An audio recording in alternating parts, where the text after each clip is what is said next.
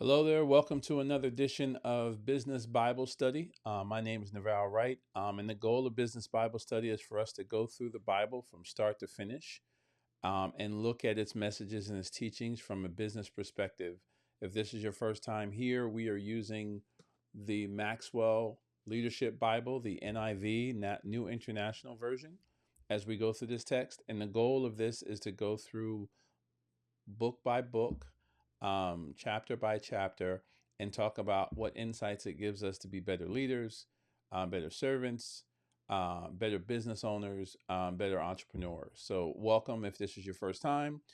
Today, we're going to jump right into Genesis 1 through 3. I tried to think about whether I should break those up, but I really think the messages really come together when you kind of go through all three. So, we're going to go through Genesis 1 through 3. Um, and then we'll talk a little bit about the messages even in between. So let's jump right in and start with the message. All right, so Genesis 1. In the beginning, God created the heavens and earth. Now the earth was formless and empty.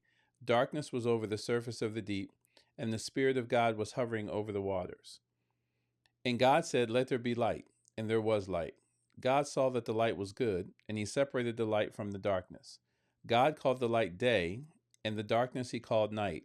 And there was an evening, and there was morning, the first day. And God said, "Let there be vault between the waters to separate the water from water." So God made the vault and separated the water under the vault from the water above it. And it was so. God called the vault sky, and there was evening, and then there was morning, the second day. And God said, "Let the water under the sky be gathered to one place, and let dry ground appear." And it was so. God called the dry ground land, and gathered waters he called seas. And God saw that it was good.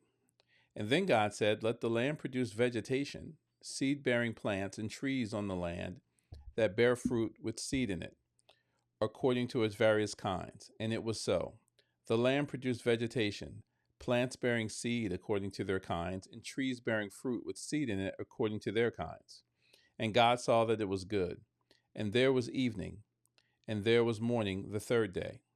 And God said, "Let there be lights in the vault of the sky to separate the day from the night, and let them serve as signs to mark sacred. Let them serve as signs to mark sacred times and days and years. And let them be lights in the vault of the sky to give light on the earth." And it was so.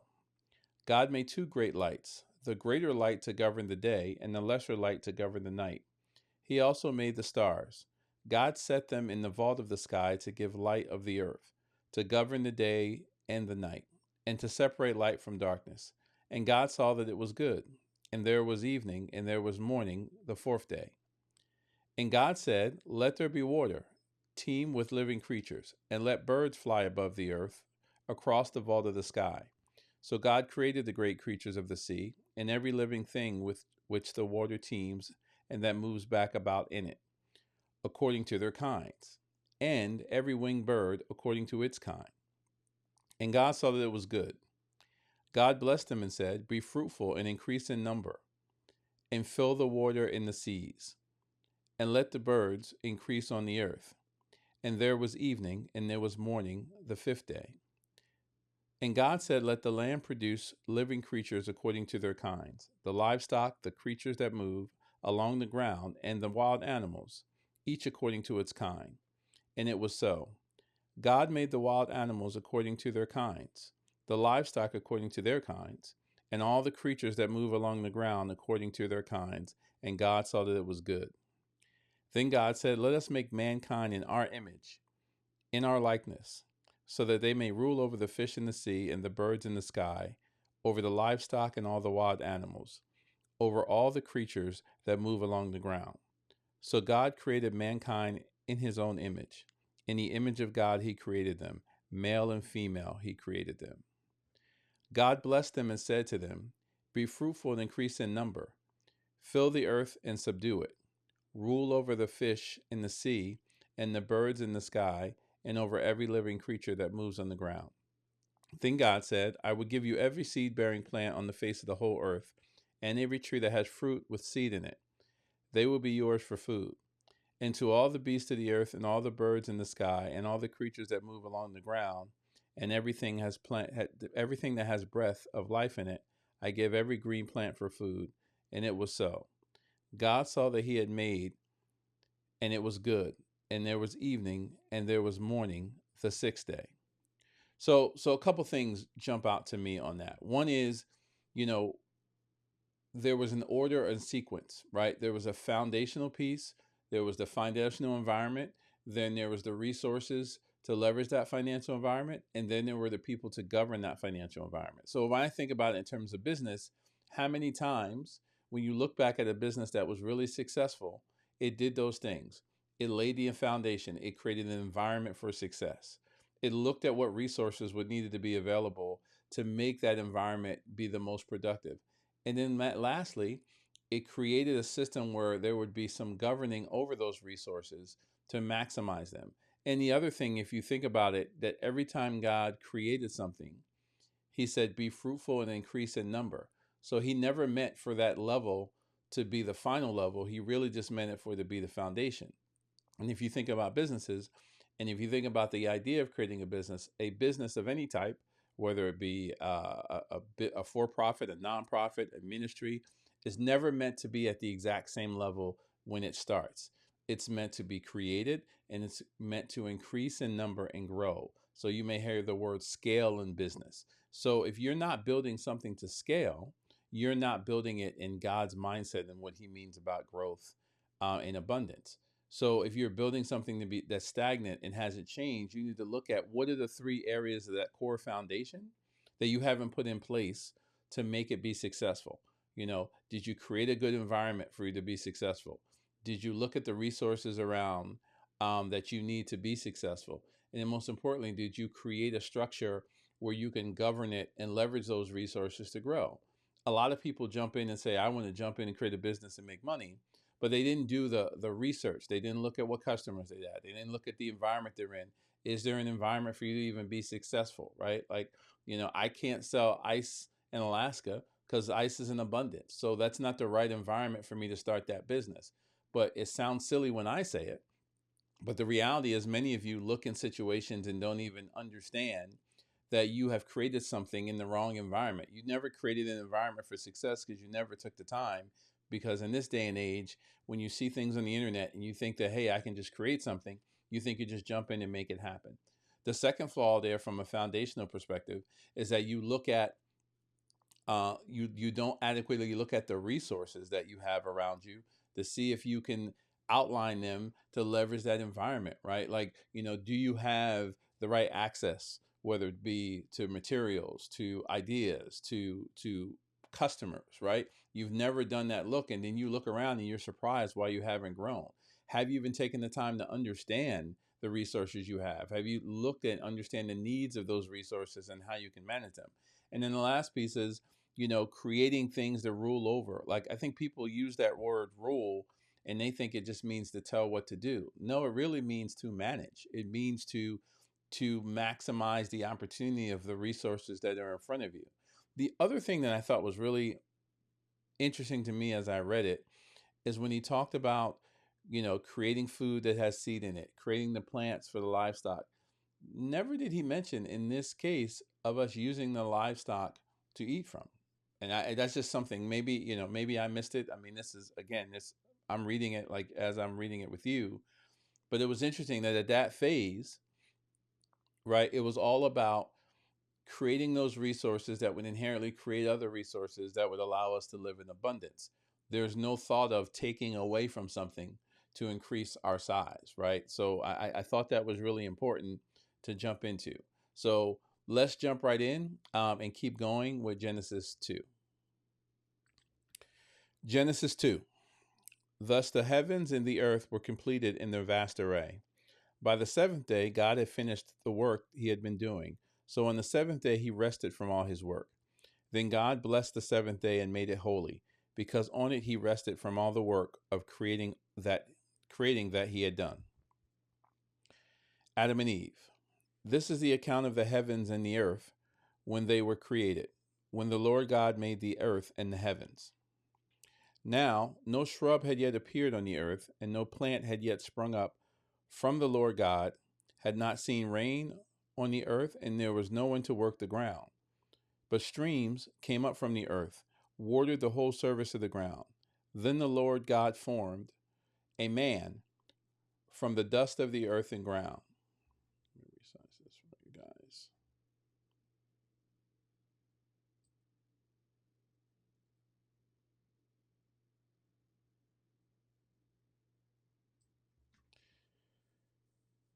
So he resized a man from the dust of the ground and breathed into his nostrils the breath of life, and the man became a living being. Now the Lord God had planted a garden in the east in Eden, and there he put the man he had formed.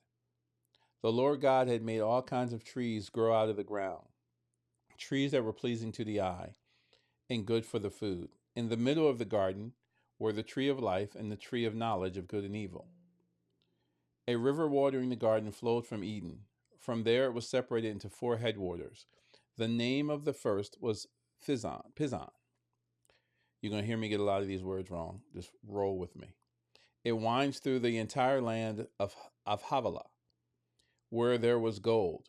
The gold of that land is good, aromatic resin, and onyx was also there. The name of the second river was Gihon. It winds through the entire land of Cush.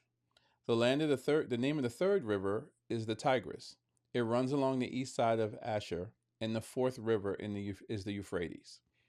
The Lord God took the man and put him in the Garden of Eden to work it and take care of it. And the Lord God commanded the man, "You are free to eat from any tree in the garden, but you must not eat from the tree of the knowledge of good and evil, for when you eat from it, you will certainly die." The Lord God said, "It is not good for man to be alone. I will make a helper suitable for him." Now the Lord God had formed out of the ground all the animals and all the birds in the sky. He brought them to the man to see what he would name them, and whatever the man called each living creature, that was its name. So the man gave names to all livestock, the birds in the sky, and the wild animals. But for Adam, no suitable helper was found. So the Lord God caused the man to fall into a deep sleep, and while he was sleeping, he took one of the man's ribs, and then closed up the place with flesh. Then the Lord God made a woman from the rib he had taken out of the man, and brought her to the man. The man said, "This is now bone of my bones, flesh of my flesh. She shall be called woman, for she was taken out of man. That is why man leaves a father and mother and is united to his wife, and they become one flesh. Adam and his wife were both naked, and they felt no shame." So in Genesis 2, a couple things jump out at me. So the first one was that he created man differently than he did any other creature on the earth. The most important thing he says, and I'm sure you've heard this in many scriptures and many sermons, he created man in his own image, right? Unlike any other creature created on the earth. So that means he had a unique purpose for us that was different than anyone else or any living creature on the earth, right? And I don't think we take that into account enough, right? That there is a uniqueness to us that does not exist in any other creature in the world. But the big part, big part, for me, and I have to give credit where credit is due. Like I listen to Myron Golden a lot, and Myron Golden pointed this out. When you look at, and I'm going to get right to the verse, when you look at Genesis 2, starting at verse 10, going to verse 14, where he describes what he has created, right? A river watering the garden flowed from Eden, and from there it was separated into four headwaters. The name of the first was Pison, and it winds into the entire land of Havilah, where there is gold. The gold of that land is good, aromatic resin. And onyx was there also.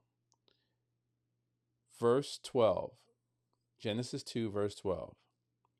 The gold of that land is good, aromatic resin, and onyx was there also. There was gold in the land from day one, before there were banks, before there were ATMs, before there was Cash App. There was gold in the land. So God, if you think back to, the earlier lesson about God's vision, right, when we kind of talk about how he articulated the foundation in the environment, he created an environment that we would already have success.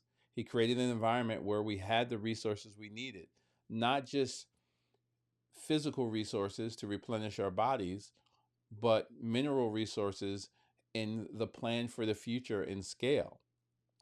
But we never talk about that, right? So between that and between having all the trees and seeds, we had everything we needed day one. We had everything we needed day one. I want you to remember that as we go forward, that there was already gold there, right? But there was one thing he asked us to do. He said, I gave you all the resources you needed. I gave you the animals, I gave you the water, I gave you the land, I gave you the trees, I even gave you gold and onyx and aromatic resin. But the one thing he asked you to do is not touch the tree with the knowledge of good and evil. The one thing. So let's dig in and continue to dig forward. I wanted to point that out, that there's one thing out of all of that he asked us to not touch. So let's jump into Genesis 3 and keep going. Genesis 3, the fall. Now the serpent was more crafty than any of the wild animals the Lord God had made.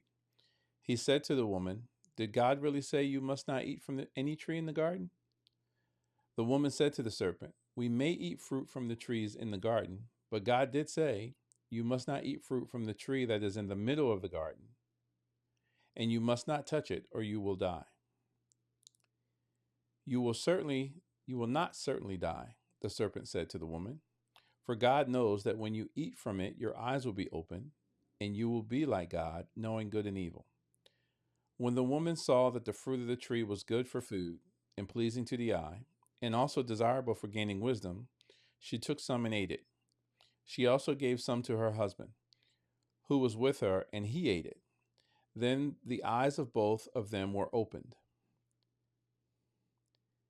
and they realized they were naked. So they sewed fig leaves together and made coverings for themselves. Then the man and his wife heard the sound of the Lord as he was walking in the garden in the cool of the day. And they hid from the Lord God among the trees of the garden. But the Lord God called to the man, where are you? He answered, I heard you in the garden, and I was afraid because I was naked, so I hid. And he said, who told you that you were naked? Have you eaten from the tree that I commanded you not to eat from? The man said, the woman you put here with me, she gave me some fruit from the tree, and I ate it. Then the Lord God said to the woman, what is this you have done? The woman said, the serpent deceived me, and I ate. So the Lord God said to the serpent, because you have done this, cursed are you above all livestock and all wild animals. You will crawl on your belly, and you will eat dust all the days of your life. And I will put enmity between you and the woman, and between your offspring and hers. He will crush your head, and you will strike his heel. To the woman he said, I will make your pains in childbearing very severe. With painful labor you will give birth to children. Your desire will be for your husband, and he will rule over you. To Adam he said, because you listened to your wife and ate fruit from the tree about which I commanded you, you must not eat from it. Cursed is the ground because of you. Through painful toil you will eat food from it all the days of your life. It will produce thorns and thistles for you, and you will eat the plants of the field. By the sweat of your brow you will eat your food until you return to the ground. Since from it you were taken, and from dust you are, and to dust you will return. Adam named his wife Eve, because she would become the mother of all the living. The Lord God made garments of skin for Adam and his wife and clothed them. And the Lord God said, the man has now become like one of us, knowing good and evil. He must not be allowed to reach out his hand and and take also from the tree of life and eat and live forever. So the Lord God banished him from the Garden of Eden to work from the ground from which he had been taken. After he drove the man out, he placed on the east side of the Garden of Eden cherubim and the flaming sword flashing back and forth to guard the way to the tree of life. So, a lot of things there. Remember when I said in Genesis 3, when I said in Genesis 2, sorry, when I said in Genesis 2 that when he was creating the Garden of Eden, he had everything he needed for us there. Adam and Eve had everything they needed. They had the plants, they had the seeds to create more plants, they had the livestock, they had gold, they had onyx, they had aromatic resin, everything they need. But the one thing they had that they could not touch was the knowledge, the tree of the knowledge of good and evil. So when I first heard it articulated this way, what I realized was a couple things. One is, and you know what? I'm going to go to my notes here because I think articulating it in notes is even better. So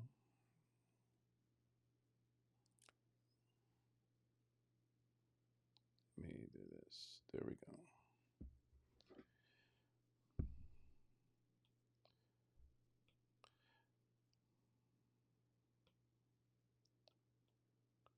Actually, I'm going to use this one. Let's go back.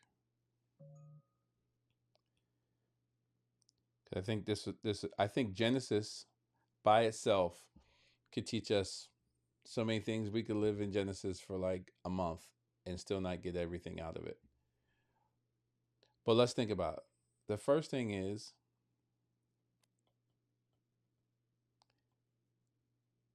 Adam never told Eve, right? If you think about what we heard, right? Eve knew that there was an issue with eating from that one tree, but God clearly spoke to Adam. And it's funny because if you've heard this talk about, many people always blame Eve, right? But from a leadership perspective, God made Adam the leader because he gave him the clear directive. He gave him the clear vision. And as a senior member, right, being the first member, he had the clearest vision. So part of his job was making sure that whoever was after him adhered to those rules, right? He never told Eve. He never communicated the specifics. He never communicated um, the accountability, and he never communicated the consequences, right? So as leaders, right, if we have the vision, we can only expect from people what we articulate and what we share, right? But many of us make assumptions and have expectations based on things we never communicate. Think about it. If you're in work, how many times has have you come in and something's been asked of you and you're like, you never really communicated the vision? If you're in a managerial role, have you always clearly communicated what the expectations are? Or have you said, hey, you haven't done a good job, right? Like I tell a lot of managers that I mentor, like, did you clearly articulate what the expectations were? Did you write it down? Did you make it plain?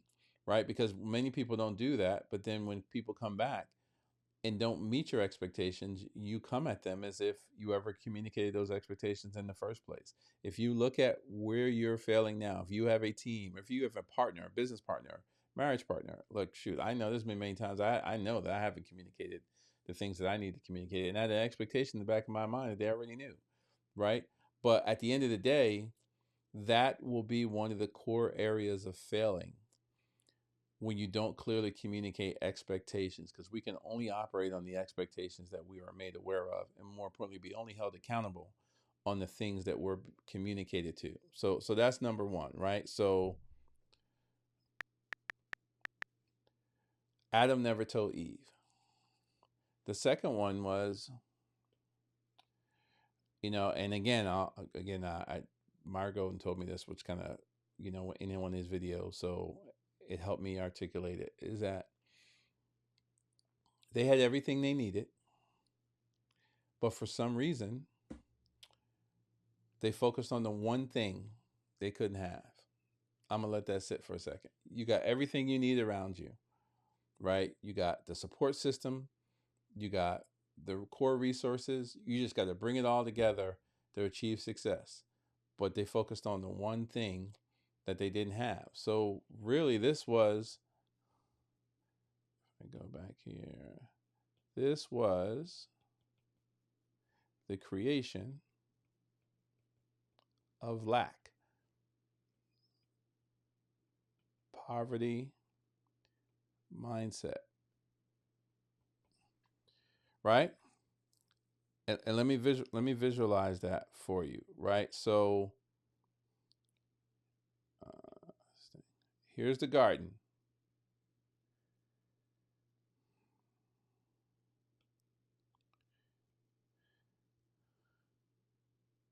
Garden had trees.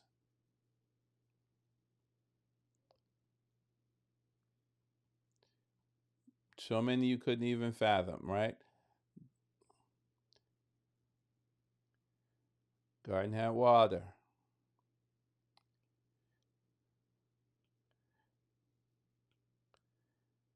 Garden had gold.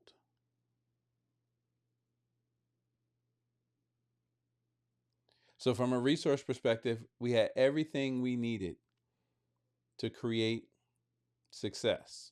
We had abundance. But for some reason,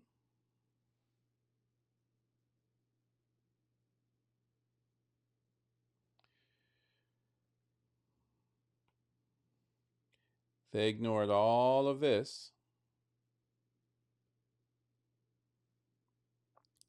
and focused 100% on the one thing they couldn't have. That's lack. That's poverty mindset. That's you comparing to things that you don't have and not appreciating what you have, whether that's the resources you have, the level of business that you already have, the people you have around you to build that business, right? If you can't appreciate what you have available, or you can't make use of what you have available, you can never rise and grow and scale. And many of us use this as an excuse to not grow, right? Oh, I don't have enough time to do this. Oh, I don't have the same money. I don't have the same access to people that other people have. When reality is, you have everything you need right now to build the business at the level that you are supposed to be. But because we use this comparison mindset and we watch videos on YouTube and we watch people who have X or have Y or say a quick piece to it, we think that what we have is not what we need. So we're always looking to where we don't have, and we don't make any forward progress, right? We don't move towards success, and you create stagnation, and then you blame the fact that you don't have that on the stagnation, as opposed to holding yourself accountable and setting your expectation to leverage what you have. So if you don't do that, what expectation can you have of the people who are supposed to be following your lead to do that? So if you take that second and think about whatever you're working on or whatever things you've worked on that haven't succeeded, did you really not have what you needed? Or did you really not focus on what you already had and made it work? That's the first lesson. I think the second lesson is that sometimes you're not supposed to have certain things until you scale and grow and learn what you need to have. Like everybody wants to be a boss. Everybody wants to be a manager. To me, that the tree of knowledge of good and evil represents the things that you need to learn as you grow to get to that knowledge, right? Everybody wants to run the business, but they don't understand that when you run something, you got different stakeholders. You have investors, you have a board, you have competition, right? All of those different things. So maybe God needed them to develop, to leverage the core foundation, the vision that he set up, and raise up to the level where they could handle that knowledge, right? But because we focused on what we didn't have access to versus seeing the beauty of what we had access to. I'll give you, real life scenario. In many cases, there are people who are great individual contributors, and they think that they're missing out because they're not a manager, right? But what they don't realize is the moment they become a manager, then they are no longer just responsible for their work. They're responsible for the people that they manage, and they're held accountable to that, right? But because they just focused on the fact that they didn't have a title, or the fact that they didn't have the same growth opportunities as they perceived as the person who was managing, not seeing all the things that go behind the scene, right? You see a lot of people on TV shows, or you see them on, on these different reality shows where they talk about corporation and business, and people always complain about, oh, if I was the boss, I would do this, or oh, if I was the boss, when they have no little idea of what the knowledge and the issues that they have to deal with at that level. To me, from a business perspective, the knowledge of the tree of knowledge of good and evil was that next level that you may not be ready for, that because you haven't learned how to leverage the things that are around you to be successful. Maybe God needed them to be, individual contributors in the things that he gave them to prove that they could handle the challenges and knowledge that he had to deal with when he outlaid that vision. Huge to me. Huge to me. So that for me is something that I think you continually come back to, in terms of how you move forward as a leader, right? Like understanding that and thinking that. Do you really not have what you need? Should you really be comparing yourself to other things that you don't have? Do you really need that? Or is it just someone making you feel? Is it the internet? Is it social media? Is it other people in your ear making you feel like it? Or really, do you have what you need to be successful? And the learnings you're going to get at this level, when you get to that level, will help you deal with them. But, I want to jump back into what it says in this book about it, because I think it's super helpful. I got to find it. Hold on. I think it's super helpful for you to see it. So let me find it.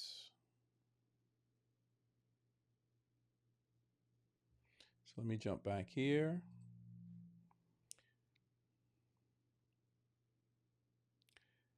So here it is.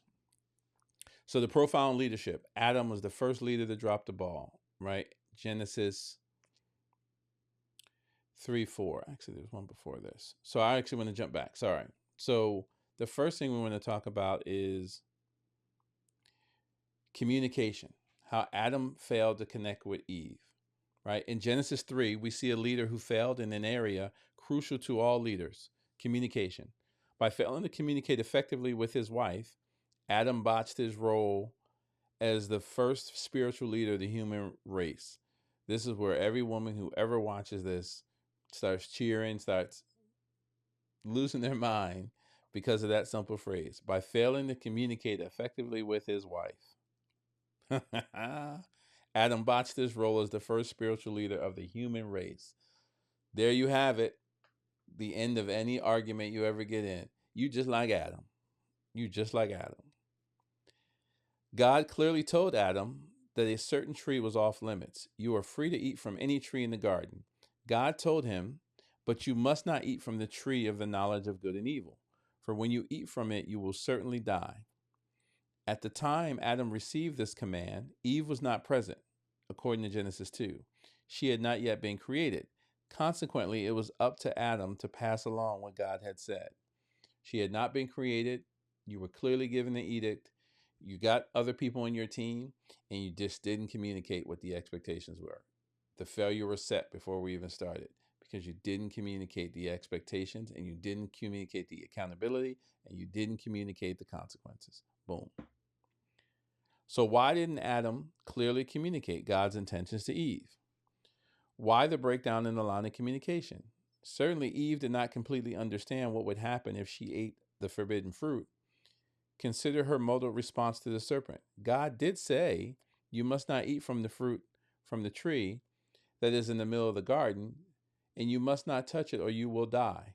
Eve added the phrase, and you must not touch it or you will die. God never said any such thing. So where does she get her faulty information? Maybe the telephone game can give us a clue. Have you ever played it? Everyone sits in a circle. One person whispers into the ear of an adjacent player, who whispers the words to the next person, so it continues down the line. When the last person to play whispers the phrase into the ear of the one who began the game, a great distortion in the message is often revealed. So tell me in the comments if you realize that she said something different when you heard her speaking to the serpent. It was never communicated to her. It was hearsay. You know, we don't know. Did Adam kind of give her a half version? Did he not walk it through? Did he not write it down so that he could communicate it? Did he not document it? Again, and you still think we're talking about Adam and Eve, and you think we only talking about husband and wives, but we're talking about you in your workplace. When's the last time you shared information with one of your coworkers, with someone that you're trying to create a project with, and you didn't give them all the information because you didn't write it down, because you didn't articulate what the needs are. You didn't articulate the specifics, but you left them with the expectation that you thought they were going to get it done. And sometimes you even go back to them and give them negative feedback when you didn't clearly communicate. Got to own it. You got to own it. So 5 reasons for Adam's faulty communication. Adam's communication to Eve went similarly astray, like the telephone game. His message broke down for 5 basic reasons. He ignored some details in the message he was supposed to communicate. He allowed Eve's voice to influence him more than God's voice. He failed to hold himself accountable for his communication. He forgot what God had said about the consequences of the disobedience. He did not take responsibility for the results of his faulty communication. So I'm going to say for the record, it wasn't Eve's fault.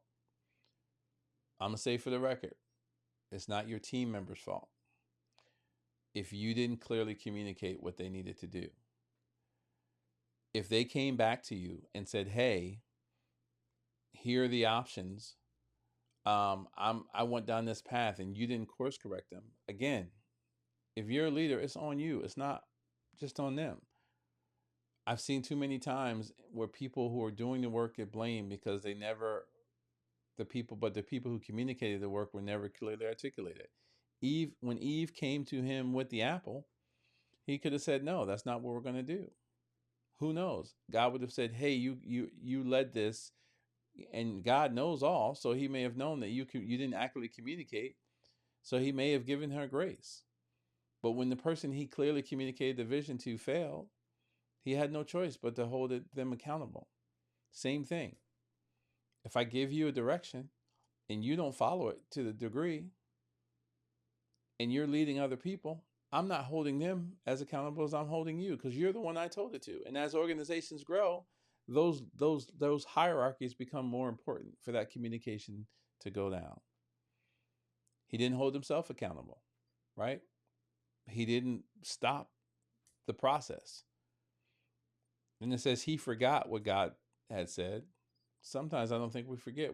Don't hold ourselves accountable, or we never think that, hey, it's really that bad.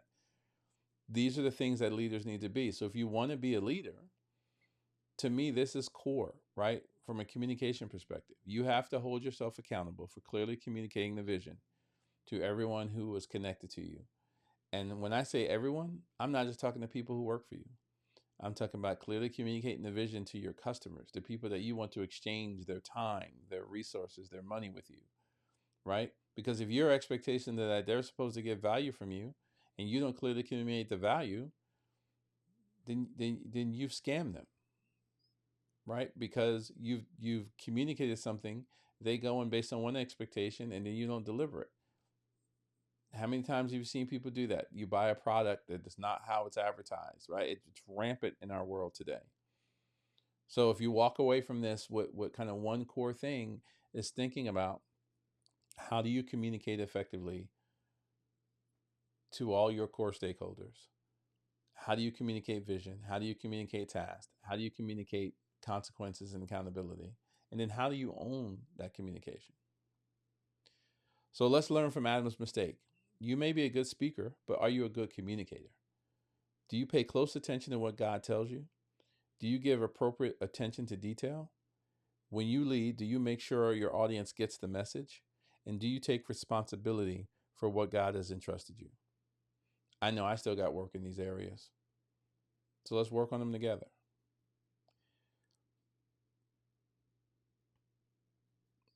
So the law of influence.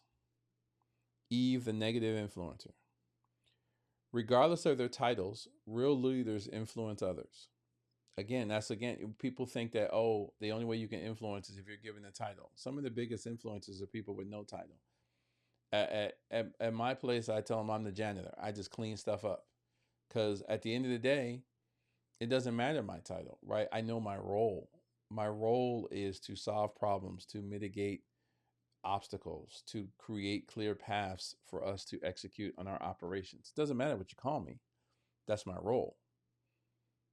And I know where I'm supposed to influence. So real leaders influence others. The story of Eve demonstrates the impact of negative influence. Although God commissioned Adam as her spiritual leader, Eve usurped the role of influencer. Adam followed his wife rather than God, and together they led humankind into sin. She took the influence space. It wasn't the role she was supposed to have. She wasn't prepared. She wasn't ready. But the leader didn't acknowledge the fact and give her the coaching that she needed to know that that was not her place to make that decision at that time. He just followed her, right? So there was weakness on both sides. But if I had to pick her owner fault, it's Adam.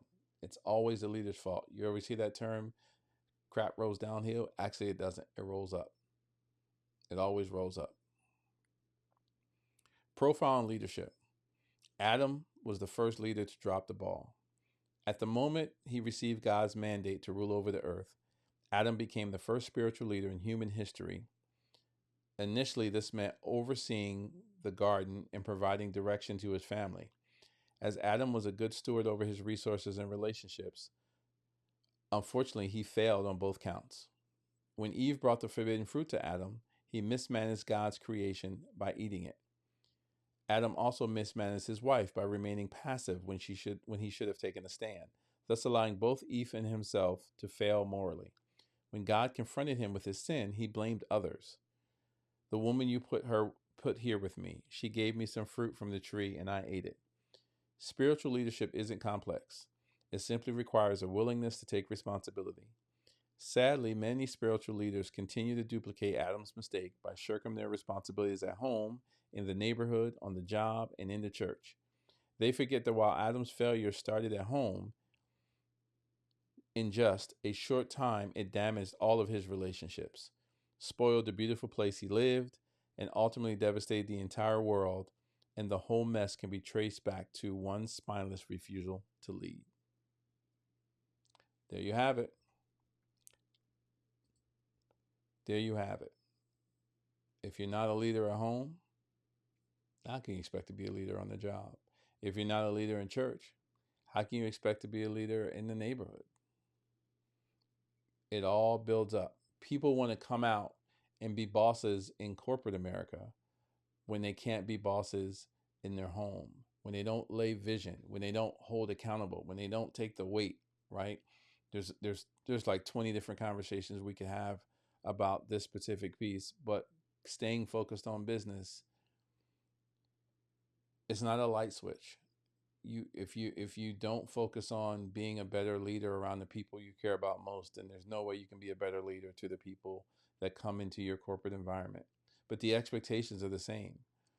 The same way your family expects you to provide for them as a leader and provide a safe space for them to grow and develop, the people who you hire, the people who you partner with, the people who you choose as customers and clients have an expectation that you will handle your responsibilities, that you will create a safe space for them. And you think it doesn't matter because you sell a book. You think it doesn't matter because you sell jewelry. The transaction is the same. There's an expectation, there's an accountability, and there is a communication that delivers on those expectations and accountabilities. And if you don't deliver on any one of those, the whole relationship fails. So if you're wondering why your business, your family, your neighborhood relationships, your church are not growing and failing, odds are you're not communicating the vision well enough. You're not holding yourself accountable for the vision you communicated.